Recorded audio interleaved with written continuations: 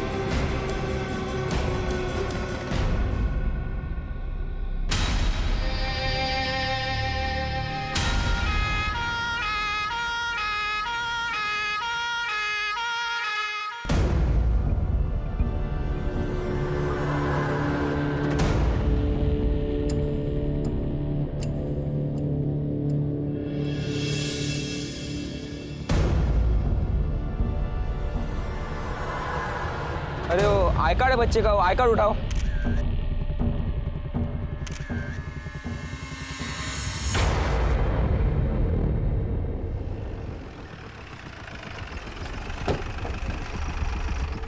Sir Jain sir, inspector Chougule. Jain Jain.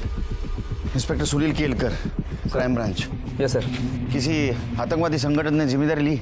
नहीं sir, अभी तक तो नहीं।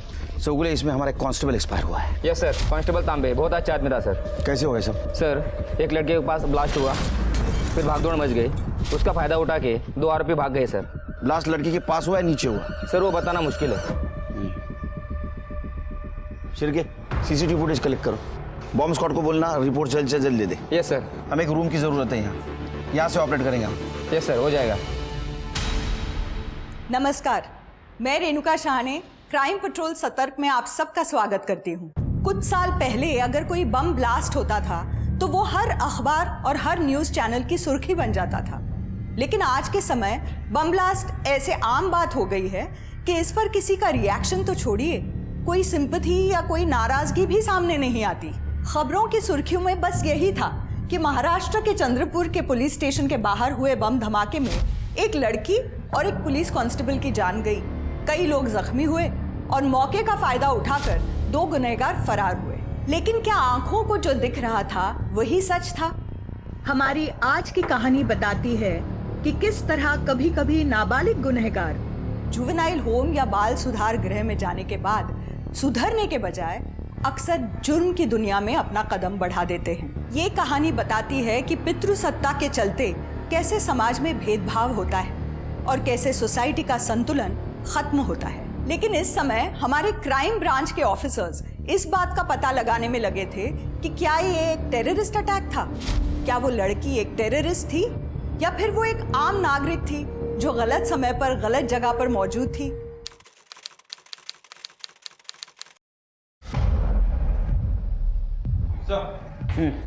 सर बॉम्ब स्क्वाड की रिपोर्ट आ गई है। आईडी का इस्तेमाल किया गया था। क्रूड बम था सर, यानी कि कच्चा बम।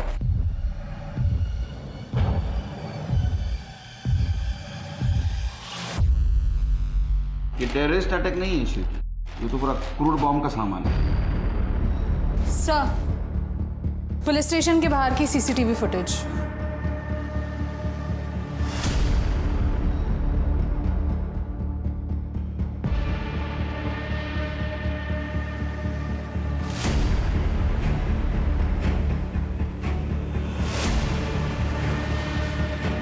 ये लड़की ने मोबाइल से ट्रिगर दबाया शिरके। कहा योगा योगे, इस लड़की के बॉडी पे तो बॉम्ब नहीं था। सर ये ब्लास्ट के पहले वाली फुटेज है।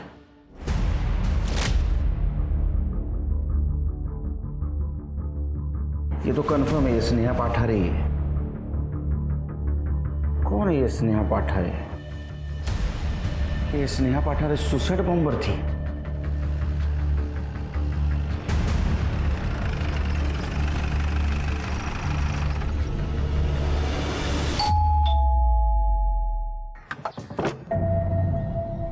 हम लोग क्राइम ब्रांच से आए हैं। उमेश पाठारे से बात करनी है। कौन आ रहे? मैं स्नेहा का बाप हूं। क्यों, बात क्या है?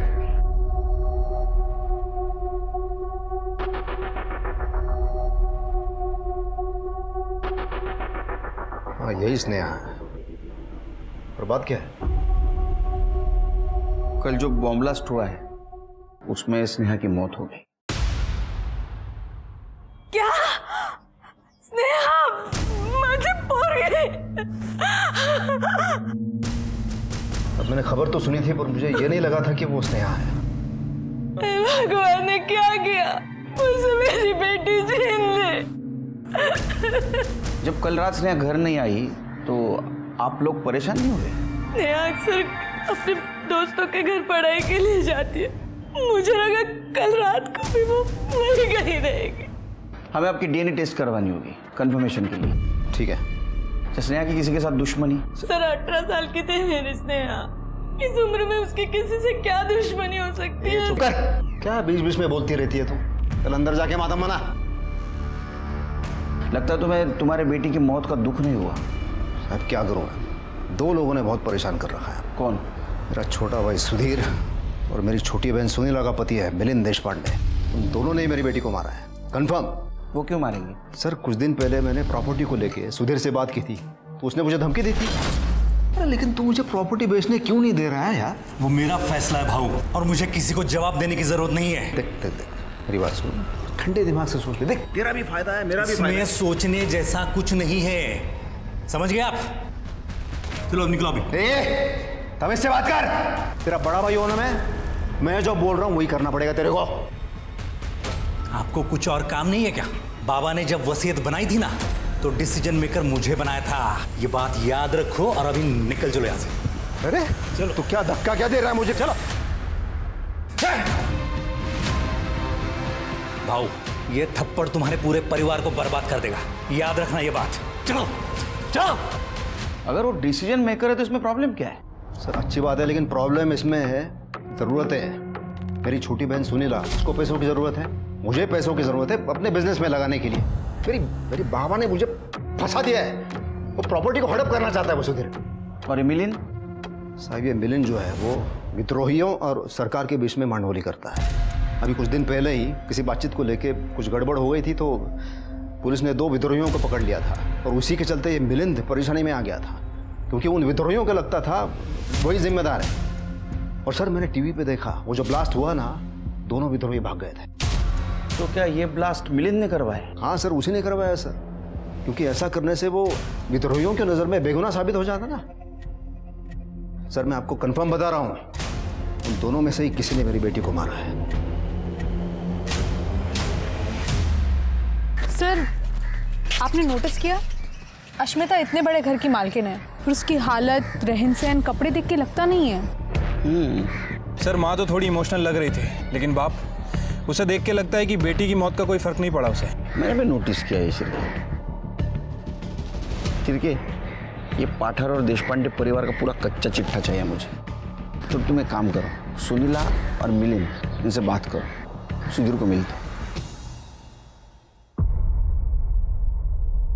उमा, अनिला, जल्दी बाहर आओ। क्या है ये सब? क्या है ये? पापा, मैं साफ करने वाली थी। जबान लड़ाएगी? हाँ? आजू बाजू वाले सब देख लेंगे कुछ। मुझे फर्क नहीं पड़ता है, इनको समझाओ जरा। मुझे काम चाहिए, इनका जबान लड़ाना नहीं, वरना खाना पीना बंद कर दूंगा। चलो काम करो, चलो फटाफट। दे दो, इधर दे दो। अरे वाह, अरे मेरा राजा बेटा वंश। आज पापा के साथ खेलेंगे ना? क्या है यहाँ? तुम दोनों से सही से काम नहीं हो सकता है क्या? अब फटाफट ये सफाई करो और निकलो यहाँ से, वरना आज ना तुम दोनों को खाना नहीं दूंगी मैं, समझी?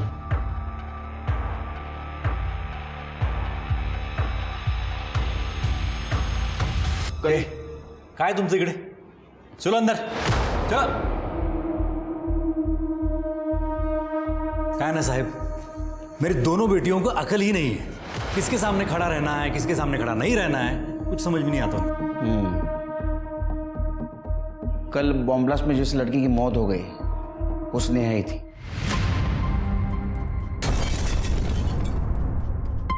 और उसके पिताजी उमेश जी का ऐसा कहना है कि स्नेहा को तुमने मारा। कहाँ उसकी बातों में आते हो साहेब? अरे वो उमेश भाऊ है ना, हमारे खानदान के नाम पे धब्बा है शुरू से कि उसने हमारे घर की नौकरानी अस्मिता के साथ अफेयर करके घर की नाक कटा दी।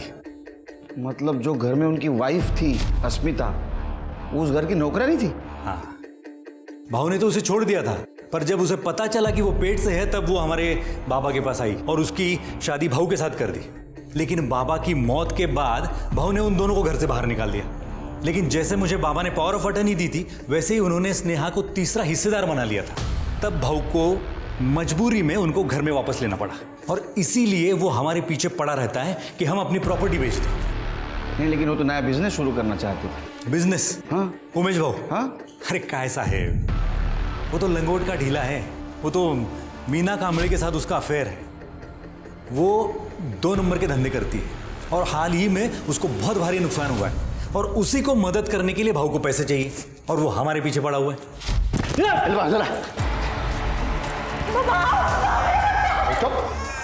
छोड़ूंगा नहीं मैं तुझे, याद रखना। तो इसलिए तुमने बदला लेने के लिए स्नेहा को मार दिया? सर आप खुद सोचो, स्नेहा की जरूरत भाऊ को तब तक थी जब तक कि वो पावर ऑफ अटर्नी पे साइन ना करे। लेकिन भाऊ के लाख दबाव बनाने के बावजूद स्नेहा ने पावर ऑफ अटर्नी पे साइन नहीं किया, क्योंकि वो जानती थी जैसे ही वो पावर ऑफ अटर्नी पे साइन करेगी भाऊ उन दोनों को घर से बाहर निकाल देगा। तो तुम्हारा कहना है कि उमेश ने उसको मार दिया? स्नेहा की मौत का सबसे ज्यादा फायदा किसको होगा? उमेश। हाँ, और तो और मीना कांबळे के बहुत गलत लोगों के साथ संबंध है। उसका तो विद्रोहियों के साथ उठना बैठना है और बॉम्ब हासिल करना उसके लिए तो बाएं हाथ का खेल है। क्या स्नेहा को हमने मारा? भाऊ पहले से सनकी तो था ही, लगता है अभी दिमाग भी ज्यादा चलने लगा है। तो आप कहना चाह रहे हैं कि आपकी विद्रोहियों से बात कभी फेल नहीं हुई? हुई थी, और सरकार ने इसके लिए 2 विद्रोहियों को गिरफ्तार भी किया था। पहले उनके लीडर्स को लगा कि इसके लिए मैं जिम्मेदार हूँ, इसीलिए उन्होंने मुझे धमकी भी दी थी। लेकिन बाद में मैंने उन्हें समझा दिया कि इसके लिए मैं जिम्मेदार नहीं हूँ और उन्हें समझ में आ गया कि इसमें मेरा कोई कसूर नहीं था। तो आपने ब्लास्ट करवा के किसी विद्रोही को नहीं भगाया था? मैम, मैं बातें सुलझाता हूँ, उन्हें और बढ़ावा नहीं देता, और इसीलिए इतनी खतरनाक नौकरी करता हूँ, क्योंकि मुझे लगता है कि देश की शांति के लिए कुछ तो योगदान करूँ। अब आप ही सोचिए, क्या मेरा जैसा आदमी एक विद्रोही को बचाने के लिए बॉम्ब प्लांट करेगा, वो भी अपनी भतीजी पर? तो इसका मतलब मिलिंद का कहना है उसने कुछ नहीं किया? Yes sir. सर उमेश और मीना ये दोनों ज़्यादातर मीना के घर पे ही वक्त गुजारते थे। ये मीना की इमेज कुछ ज़्यादा अच्छी नहीं है। इसके पहले भी इसके ऊपर प्रोस्टिट्यूशन, अवैध शराब और इन सब चीज़ों के केस दर्ज हो चुके हैं, लेकिन उसे कभी अरेस्ट नहीं किया गया। सर, अस्मिता और उमेश की DNA रिपोर्ट आ गई है। सिर के देखो। सर रिपोर्ट के हिसाब से स्नेहा उन दोनों की बेटी थी। मुझे स्नेहा की कॉल डिटेल्स चाहिए। एक विद्रोही जो भागा वो तो अमर पाठक था, दूसरा कौन था, पहचान हुई? हाँ सर, चेतन शेखर और चिकना शेखर, पुराना हिस्ट्री शीटर है सर। मुझे उन दोनों की हिस्ट्री चाहिए और पाठारे और देशपांडे परिवार की। वैसे सर वो सुधीर भी कुछ कम नहीं लग रहा था। जो अपनी बेटियों के साथ ऐसा बर्ताव कर सकता है, किसी दूसरे की बेटी को मारना उसके लिए कोई बड़ी बात नहीं है। उस दिन कैसा बिहेव कर रहा था, मेरा तो दिमाग खराब हो गया था शेर के। तृप्ति, सुधीर की दोनों बेटियों पे नजर रखो, शायद उन्हें कुछ मालूम हो। सब कर दे, चाह सांगा। सर,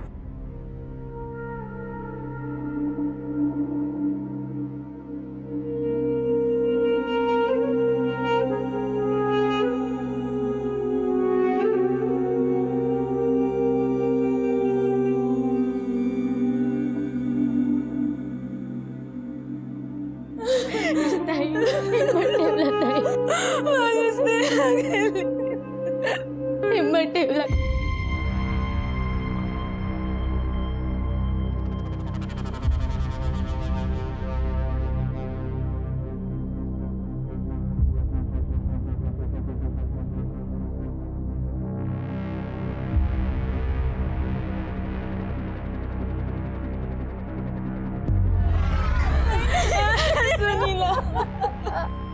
शर्म नहीं आई तुझे मुझ पे इल्जाम लगाते हुए?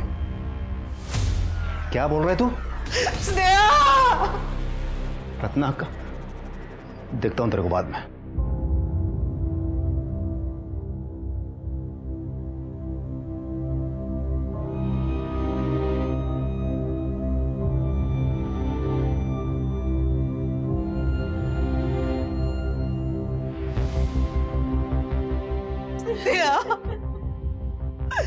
का सोडून गेलीस तू आम्हाला? हमारे आई पापा हमसे बहुत नफरत करते हैं, हमसे नौकरों जैसा काम करवाते हैं, क्योंकि हम लड़कियां हैं ना।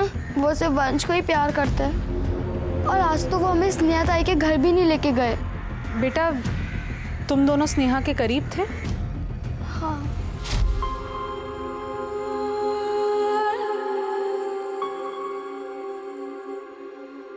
ताई, तुम बहुत सुंदर लग रही हो, अब हटाओ मेरी चांस।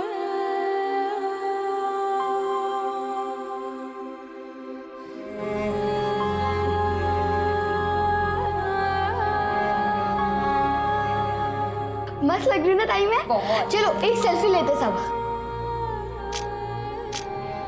पर ताई, घर पे जाने से पहले ये सब हटाना पड़ेगा, नहीं तो बाबा मारते।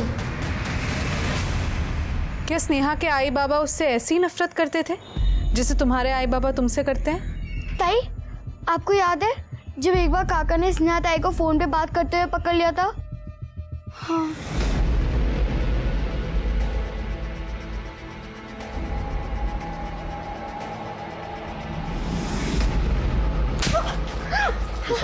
किस आवारा लड़के से बात कर रही है तू? नहीं बाबा, मैं अपनी दोस्त चंपा से बात कर रही थी। चंपा? हेलो हेलो, कहाँ चंपा लिखा है? ये तो सीएस लिखा है। बाबा सीएस मतलब चंपा शिंदे। मैं अपने सारे दोस्तों का नाम ऐसे ही सेव करती हूँ। मुझे कैसे पता ये सारे लड़के नहीं हैं? आज से तेरा फोन बंद। बेटा, तुम लोग और क्या बता सकते हो अपनी स्नेहा ताई के बारे में? हाँ, एक लड़का था प्रदीप इंगले, वो ताई को रोज मैसेज करता था। ताई हमेशा परेशान रहती थी। उमा, मैं क्या करूं? मुझे कुछ समझ नहीं आ रहा। वो मुझे मैसेज भेज रहा है कि मुझे मार डालेगा। लेकिन क्यों ताई? ताई बताओ ना। स्नेहा इस प्रदीप इंगले को कैसे जानती थी? वो ताई के कॉलेज से ही था।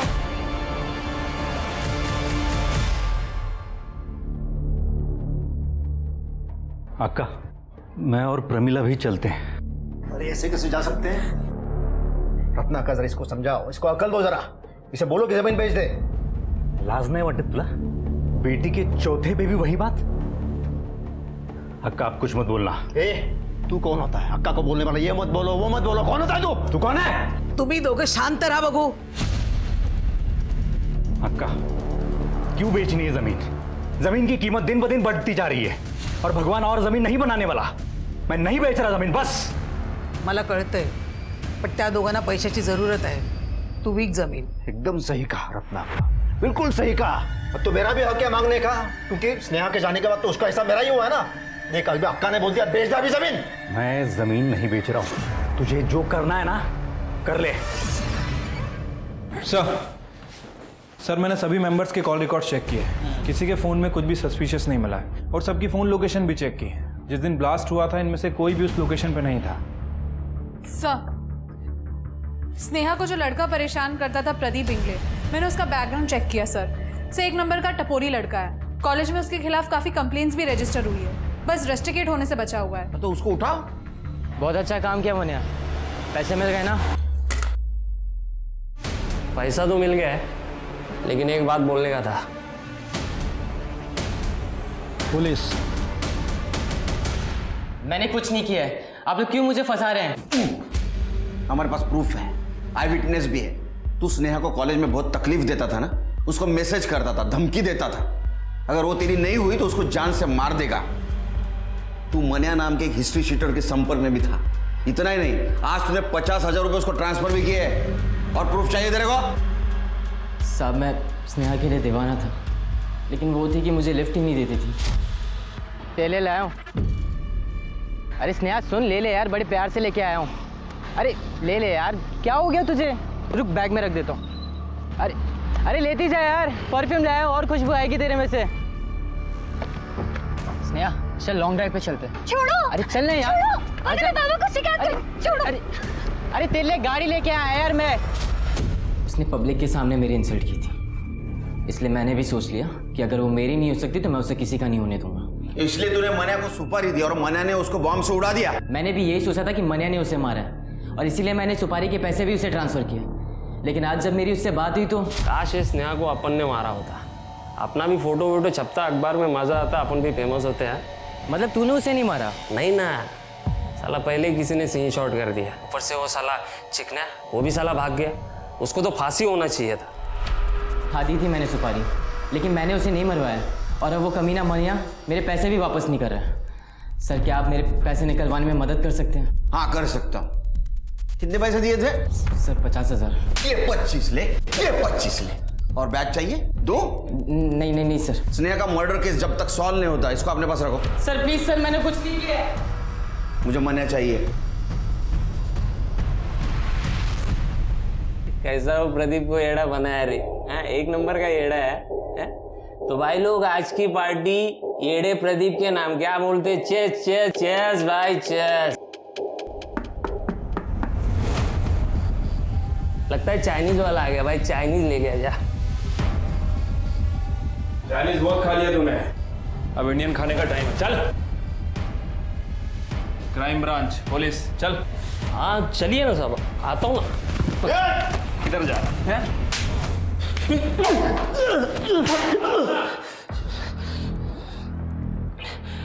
और चाहिए? साहब ये चिकने शेखर और मेरा पुराना लफड़ा साहब, पहले से मैं उसे बर्बाद करना चाहता था साहब, और बहुत सारा पैसा कमाना चाहता था। बस 2 ही टारगेट था मेरा। इसलिए जब स्नेहा का सुपारी दिया ना प्रदीप ने मेरे को, मैं फट से मान गया साहब। बोला कि एक तीर से दो शिकार मिलेंगे साहब अपने को। तो चिकना को कैसा बर्बाद करने वाला था? अरे साहब ये गर्लफ्रेंड है ना साहब स्नेहा चिकने की, मालूम नहीं आपको? सोचा था स्नेहा को उड़ा दिया ना तो चिकने का लव लाइफ खत्म। हाँ, उसके बाद अंडरवर्ल्ड से तारीफ मिलेगी, लोग डरेंगे अपन से। लेकिन उसके पहले ही कोई और गेम खेल गया ना साहब। चिरकी इसको कस्टडी में रखो और देखो ये जो कहानी सुना रहा है इसका राइटर ये खुद है या कोई और? सर स्नेहा की कॉल रिकॉर्ड। सर स्नेहा के कॉल रिकॉर्ड में जो चंपा शिंदे का नंबर है वो चंपा शिंदे का नंबर नहीं है सर, बल्कि वो चिकना शेखर का नंबर है। और स्नेहा ने यह नंबर CS के नाम से सेव कर रखा था। कहाँ चंपा लिखा है? ये तो CS लिखा है। बाबा CS मतलब चंपा शिंदे। और सर ये वही बंदा है जो बम ब्लास्ट के बाद वहां से भागा था। ये चिकना चाहिए। पुलिस ने चेतन शेखर उर्फ चिकना शेखर का जब बैकग्राउंड चेक किया तो बहुत ही चौंकाने वाली बातें सामने आई। 13 साल की उम्र में ही चिकना ने एक आदमी का खून किया था जो चिकना और उसके प्यार के बीच में आया था, जिसके बाद चिकना को जुवेनाइल होम भेज दिया गया था, जहां अपनी गलतियों को समझने और उन्हें सुधारने के बजाय चिकना ने बगल वाली जेल के बड़े बड़े क्रिमिनल से दोस्ती कर ली थी। क्योंकि चेतन एक टीनेजर था और क्लीन शेव रहता था, इसलिए सबने उसका नाम प्यार से चिकना रख दिया और वो हर बार बाहर निकलता, क्राइम करता और जुवेनाइल होम वापस आ जाता। धीरे धीरे उसने IED बम बनाना भी सीख लिया और लोगों की सुपारी लेने लगा। 18 साल की उम्र में उसका नाम कुख्यात क्रिमिनल्स के लिस्ट में शुमार हो गया था। जिस दिन ब्लास्ट हुआ चिकना उससे 1 हफ्ते पहले ही गिरफ्तार हुआ था। तो क्या स्नेहा की मौत चिकना के भागने का प्लान थी? क्या वो बम जिससे स्नेहा की मौत हुई वो चिकना ने ही बनाया था? लेकिन उसने ये सब कैसे किया? क्योंकि अब तक पुलिस इस बात को लेकर श्योर थी कि स्नेहा के परिवार में से किसी ने भी बम का इंतजाम नहीं किया था और बॉम्ब स्क्वाड की डिटेल रिपोर्ट ने पुलिस के शक को कंफर्म कर दिया। शिर के बॉम्ब स्क्वाड से तो ये कंफर्म हो गया कि स्नेहा के बॉडी पे बॉम्ब था, लेकिन सवाल ये है कि स्नेहा ने बॉम्ब क्यों पहना था? क्या स्नेहा को पता था ये बॉम्ब है? सारे सवालों के जवाब तो एक ही आदमी दे सकता है, चिकना शेखर, जो गायब है। Sir 1 minute. हेलो, कहाँ पे? ठीक है सर, चिकना के बारे में टिप मिली है। चिकना सनी उर्फ सुलेमान का दोस्त है, उसे अभी लक्ष्मी नगर में देखा गया है सर, और उसका नंबर भी भेजा है। ये देखिए 222 क्वालिटीज निकालो। ये नंबर मैंने कहीं देखा है शिव।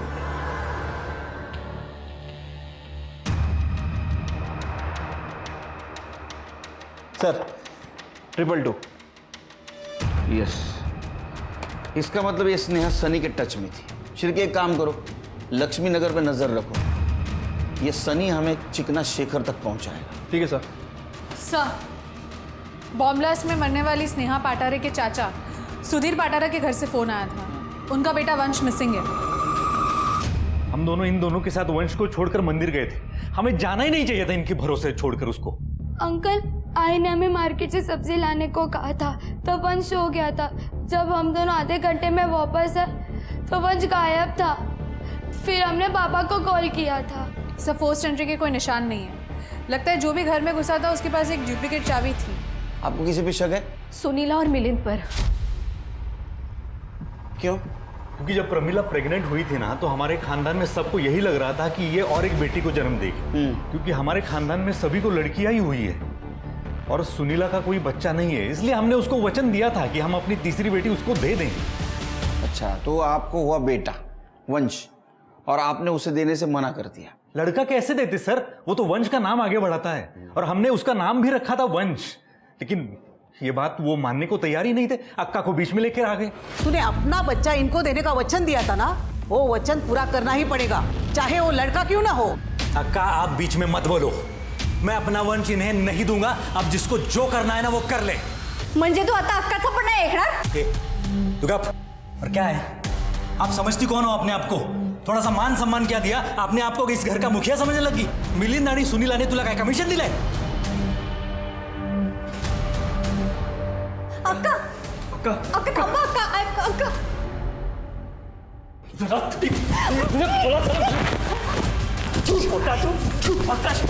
छोड़ दीजिए उसे, छोड़ो। आता तू बघ मी काय करतो। तेरा यह वंश है ना, ज्यादा समय तक तेरे पास नहीं रहने वाला, क्योंकि मैं अब ऐसा होने नहीं दूंगा। अच्छा, तो आपको लगता है कि उन दोनों ने वंश को गायब किया? सर या तो उन दोनों ने या फिर उमेश भाऊ ने। उमेश ने? तुम दोनों ने जो मुझे बताया था, बताओ सर को अभी। एक दिन हमें उमेश काका और मीना ताई मिले थे। Very good. पता तुम दोनों को देख के मुझे हमेशा बहुत खुशी होती है। अच्छा, तुम्हारा भाई भी इतना ही क्यूट है क्या जितना तुम दोनों हो? हाँ, इनका भाई भी इनकी तरह बहुत क्यूट है। और इसमें क्या है, ये बच्चा खुद तुम्हें वंश से मिलवाएगी। क्यों पता है क्यों? क्योंकि मैं इससे डबल चॉकलेट दूंगा तुम दोनों को। तो बोलो हाँ, मिलवाएगी ना? हाँ बोलो बच्चा, तुम भी हाँ बोलो। तो तुमने कॉल किया था उनको? नहीं, लेकिन वो हमसे हमेशा बात करते रहते। घर के नंबर पे कॉल करते थे, सिर्फ मुझसे बात करते थे और यही पूछते थे कि वो मीना आंटी वंश से कब मिल सकते हैं। और मैं बहाना बना देती थी कि आई बाबा घर पे हैं। तुम एक काम करो, इनके घर के आसपास कोई डुप्लीकेट चाबी बनाने वाला हो तो उसे पूछो, ऐसे में किसी ने डुप्लीकेट चाबी बनाई है क्या सुधीर के घर की? सर हेलो, ठीक है सर, लक्ष्मी नगर से सनी पकड़ा गया है। साहब मैं कब से बोल रहा हूँ, मेरे को नहीं मालूम वो चिकना भागने के बाद किधर गायब हो गया। देख, तू स्नेहा के कांटेक्ट में था, तू स्नेहा से बार बार फोन पे बात करता था और इतना काफी देर को जेल में भेजने के लिए। सच बोल, नहीं तो पूरे स्टाफ को ना तेरे बालों को झूलने लगाऊंगा। वो चिकना ने मेरे को सिखाया था बॉम्ब कैसे बनाते।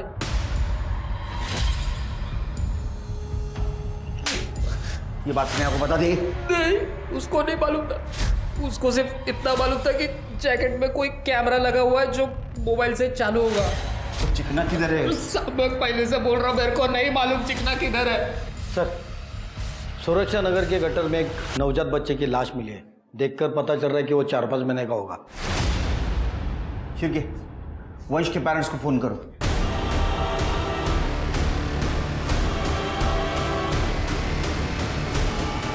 कहाँ है? कहाँ है?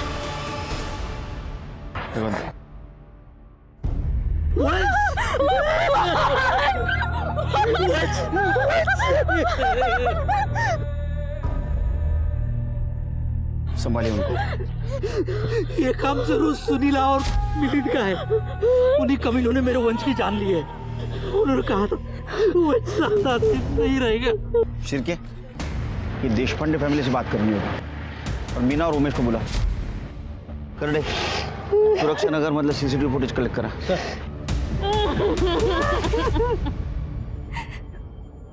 आम्ही ठरवलं होतं कि बच्चा पैदा होने के बाद मैं मेरे नाम की ज़मीन सुधीर के नाम पे कर दूंगी. इसका लिखित अग्रीमेंट भी हुआ था, लेकिन बच्चा देने का कोई अग्रीमेंट नहीं हुआ था. हम बच्चा बाहर से गोद नहीं लेना चाहते थे. हम खुश थे कि बच्चा हमारे ही खानदान का है.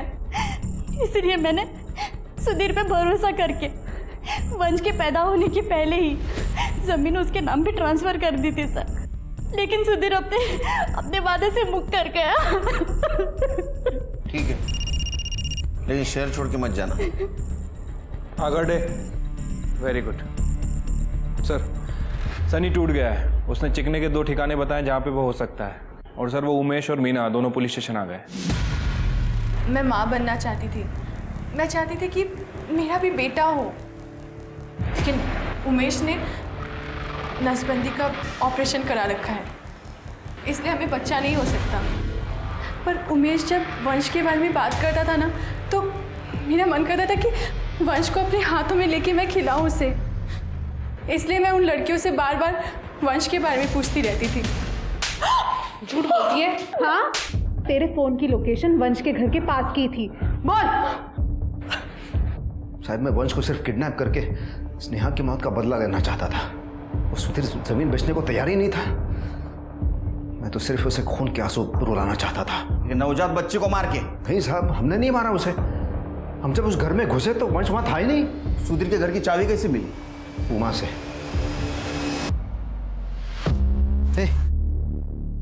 तेरे को पता है पुलिस चिकना को ढूंढ रही है, और मैं उन्हें बता दूंगा कि तू चिकना को जानती है. काका प्लीज मत बताना किसी को. लेकिन एक शर्त है, मुझे इस घर की चाबी चाहिए. देख, तू कहीं भी बाहर जाएगी ना, उसके पहले ये गमला, ये कुंडी है ना, उसके नीचे चाबी रख के जा. छोटा सा काम है, करेगी ना? जब सुधीर और प्रमिला हर हफ्ते की तरह मंदिर गए तो उस दिन उमा ने मुझे फ़ोन करके बताया कि वो मार्केट जा रही है. तो मैं मीना के साथ उस चाबी से दरवाज़ा खोल के उस घर में घुसा. फिर हमने पूरा घर चेक किया. वंश हमें कहीं नहीं मिला सर. अच्छी कहानी है. अब मेरी कहानी सुन.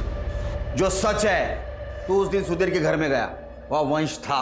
तूने उसको उठाया, उसका गला दबाकर उसको मार दिया और बाद में गटर में फेंक दिया. नहीं साहब, मैंने नहीं मारा उसे. अगर आपको किसी को गिरफ्तार करना है ना, तो वो 2 बहनों को पकड़िए.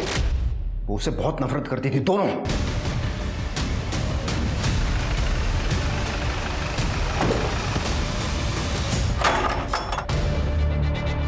पूरा घर अच्छे से चेक करो. करडे,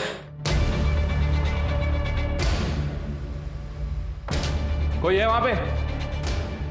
करडे, कुछ मिला? नहीं सर, कुछ नहीं मिला. लगता है दूसरी लोकेशन पे होगा. हमें नहीं पता कि उमेश काका ने क्या कहा. हमने कभी उन्हें चाबी नहीं दी. रोना नहीं बेटा, बिल्कुल रोना नहीं, और डरना भी नहीं है. मुझे एक बात बताओ, स्नेहा को तुम लोग उसके बॉयफ्रेंड से मिलने में मदद करते थे? हाँ सर, मुझे नहीं पता था कि उसका बॉयफ्रेंड वो था. जब हमें पता चला हम डर गए, इसलिए हमने किसी को नहीं बताया. ठीक है, जाओ तुम.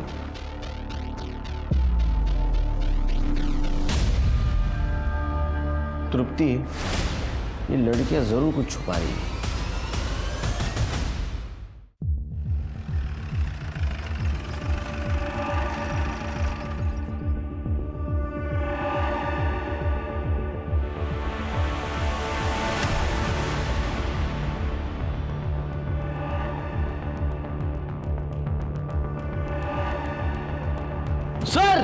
सर ये तो भाग गए.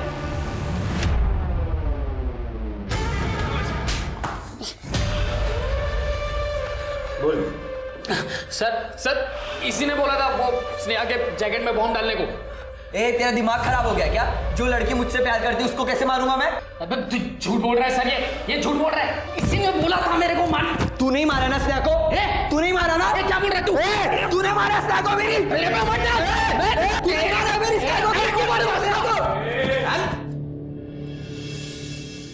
चिकने, मुझे सॉलिड प्रूफ चाहिए. तुम सच बोल रहे हो इसका? नहीं मिला तो तेरी पूरी ये चिकनाहट खत्म हो जाएगी।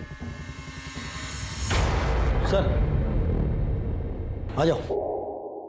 सर ये चाबी बनाने वाला सूर्या है। सुधीर के घर की चाबी इसने बनाई थी, ऐसा ये बोल रहा है। किसने बनवाई थी? वो सर शकल देखो वो तो पहचान होगा। डाकवा जला सर नहीं ये नहीं, ये हाँ यही था साहब, यही था। ये तो मिलिंद है।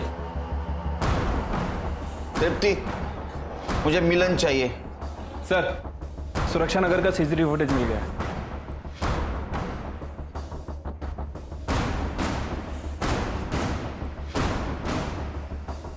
तृप्ति, मैंने बोला था ना, ये दोनों लड़कियां झूठ बोल रही हैं। देखो, जो कुछ भी है ना सच सच बताना और बिल्कुल डरना नहीं। हाँ, कोई कुछ नहीं बोलेगा। ये देखा आपने वीडियो? ये तुम दोनों पॉलीथीन में ये वो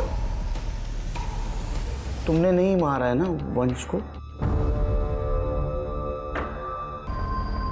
अब तू बोलेगा ये सामान तेरा नहीं है या नहीं है? है या नहीं है? है या नहीं है? है ना? हाँ हाँ। मुझे स्नेहा से कभी प्यार ही नहीं था।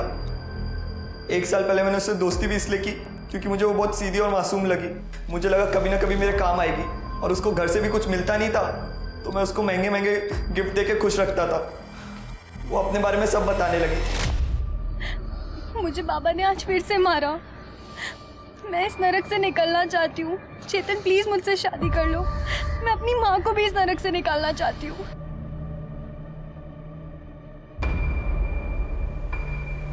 बहुत जल्दी, और जल्दी वो वक्त भी आ गया जब मैं अरेस्ट हुआ और उसको पुलिस स्टेशन को मिलने बुलाया।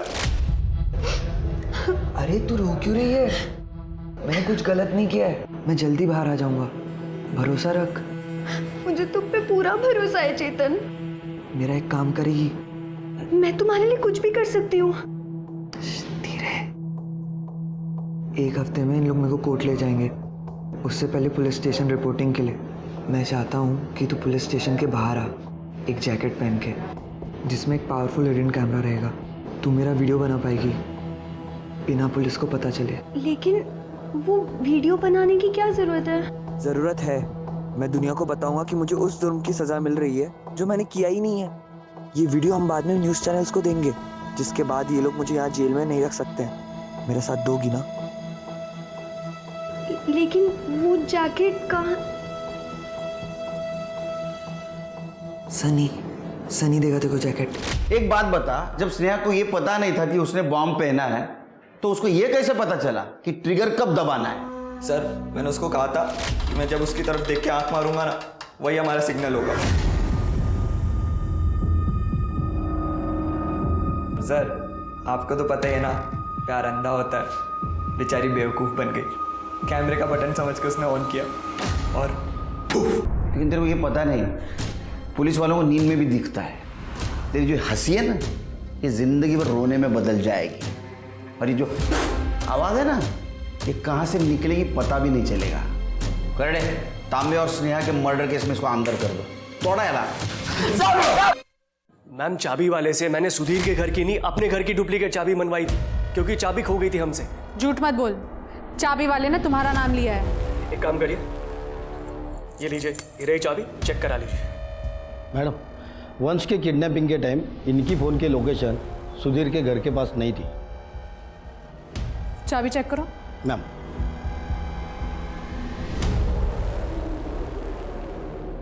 मैम यही चाबी है। सर मैंने चेक किया, जो सूर्य चाबी वाले ने हमें इंफॉर्मेशन दी थी कि मिलिंद ने सुधीर के घर की चाबी बनाई थी, वो गलत है सर। और एक बात, मिलिंद की लोकेशन वंश की किडनैपिंग के टाइम पे सुधीर के घर के पास की नहीं थी।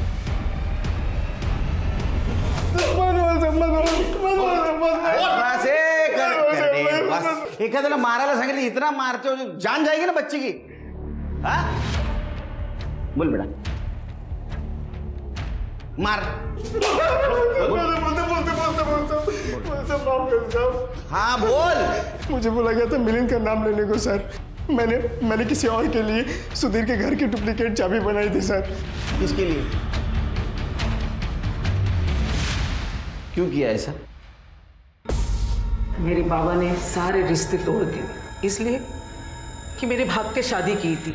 वो लड़के ने मुझे छोड़ दिया, मजबूरी से मुझे वापस आना पड़ा। माँ के कारण बाबा ने घर में आश्रय दिया, लेकिन उनका प्यार एक लौती औलाद उमाकांत उनका बेटा पे था। बाबा ने वसीयत में फूटी कौड़ी भी नहीं दी मुझे। उमाकांत के फेंके हुए टुकड़े पे मैं जी रही थी। उमाकांत ने एक बार भी नहीं सोचा कि इसकी शादी करा दे। मैं टिफिन का काम करती थी और पैसा कमाती थी, लेकिन उमाकांत के बाद सुधीर ने मुझे थोड़ा सा मान दिया, सम्मान दिया। लेकिन सुधीर को बेटा होने के बाद वो बदल गया, मेरी औकात दिखाई मुझे। वो मैं सहन नहीं कर पाई। मैं सूर्या चाबी वाले को फ्री में खाना देती थी। सूर्या चाबी वाले ने मुझे मदद की, उसने मुझे चाबी बना के दी तो मैं घर में घुसी, वंश को उठाया, गला दबाया और मार डाला और गटर में फेंक दिया। एक 4 महीने के बच्चे को तुमने तुम्हारे स्वार्थ के लिए, परिवार का बदला लेने के लिए मार दिया। परिवार से नहीं, पूरा खानदान से मैंने बदला लिया। मेरा भाई, मेरा बाबा, सबसे। और इस बात का मुझे दुख भी नहीं, मैंने पितृसत्ता का आखिरी चिराग को भी मार डाला। आप उम्र से बड़ी है लेकिन अकल से छोटी है। जिस बच्चे को मातृसत्ता का और पितृसत्ता के बीच का फर्क मालूम नहीं, जिसने दुनिया देखी नहीं, ऐसे छोटे बच्चों को तुमने तुम्हारे स्वार्थ के लिए मार दिया। अब रहो जेल में। काश स्नेहा को अपने पिता से प्यार मिला होता तो वो चिकना शेखर जैसे लड़के के पास प्यार की तलाश में नहीं जाती। अगर चिकना शेखर को अपना पहला प्यार मिला होता तो वो एक मर्डरर और बाद में बम बनाने वाला शातिर क्रिमिनल नहीं बनता। वहीं उमा और अनिला छोटी उम्र में ही लगभग क्रिमिनल्स बन गई थी, क्योंकि उन्होंने चिकना शेखर के बम बनाने के सामान को छुपाया था। उमा और अनिला अपने भाई से चिढ़ती थी क्योंकि उनके बाबा उनसे ज्यादा अपने बेटे को प्यार करते थे। अगर रत्ना को परिवार से प्यार, मान और सम्मान मिला होता तो वो कभी भी एक 4 महीने के बच्चे को मारने का जघन्य अपराध नहीं करती। इसलिए परिवार को चाहिए कि उन्हें समझे, प्यार दे, उन्हें सही दिशा दिखाए, उनकी छोटी मोटी गलतियों को माफ कर दें, जिससे उनके मन में गलत ख्याल पनप ही ना पाए। तो इस उम्मीद के साथ अब मैं रेणुका शाहने आपसे विदा लेती हूँ। कल फिर मिलेंगे ऐसी एक कहानी के साथ जो रखेगी आपको सतर्क और जिंदगी को सुरक्षित। तब तक अपना और अपने परिवार का ख्याल रखिए और देखते रहिए क्राइम पेट्रोल सतर्क। जय Hind. For more updates, subscribe to our channel, click the show links and enjoy watching the videos.